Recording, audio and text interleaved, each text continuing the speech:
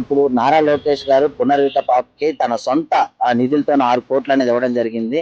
ఇప్పుడు పునర్విత ప్రాజెక్ట్ అని చెప్పి ఈ పిల్లల కోసం అనేది ఈ ప్రాజెక్ట్ అనేది ఏర్పాటు చేశారు. ఎలా అనిపిస్తుంది నారా లోకేష్? ముఖ్యంగా ఆయన ఇలాంటి పని చేయడానికి మాకు ఒక ప్రత్యేక ధన్యవాదాలండి. అదే విధంగా ఇంకా అలాంటి పాపకి సంబంధించిన వ్యక్తులు ఇంకా ఎవరైనా ఉంటారో, హెల్త్ బాగా చాలా ప్రాబ్లమ్స్ జరుగుతున్నాయి. కొంతమందికి ఉన్న వాళ్ళకు పెట్టుకోగలరు, లేని వాళ్ళు పెట్టుకోలేకపోతారు. ఇలాంటి ప్రాజెక్ట్ పెట్టడం వల్ల ఆ పాపలా ఎంతో మందికి కూడా హెల్ప్ జరుగుతుంది. ప్రతి ఒక్కరికి కూడా ఇలా హెల్ప్ జరుగుతుంది. మంచి వైద్యం కూడా అందిస్తారని నారా లోకేష్ గారికి ఒక ప్రత్యేక ధన్యవాదాలు తెలుపుతూ, ఈ పాపకి హెల్త్ ఎలా బాగాలేదో, హెల్త్ బాగోలేని అందరూ కూడా ఇలాంటి ప్రాజెక్టు వల్ల మన పాపని మళ్ళీ వైద్యం చేసుకోవడానికి శక్తి కూడా జరుగుతుందండి. లేని పేదల వాళ్ళకి పిల్లలు ఉంటారు. అందువల్ల ఆయనకి ప్రత్యేక ధన్యవాదాలు తెలుపుతాం.